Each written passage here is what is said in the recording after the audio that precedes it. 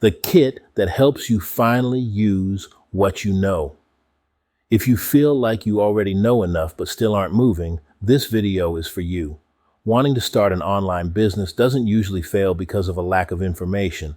It stalls because knowing and doing feel disconnected. In this video, we talk about why consuming more content doesn't automatically lead to progress. Many people get stuck learning, planning, and preparing, but never fully crossing the bridge into execution. The issue isn't intelligence, it's the absence of clear action steps and routines. This message is especially helpful for online business beginners who feel frustrated because they understand what to do, yet struggle to follow through consistently.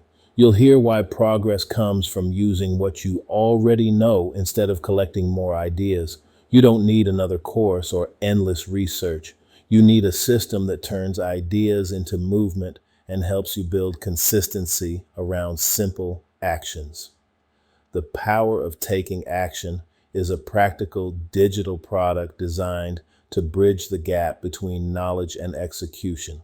It turns concepts into clear action steps, supports daily routines, and helps you actually implement your ideas. It's especially useful if you're working with resale rights digital kits and want a reliable way to follow through without starting from scratch.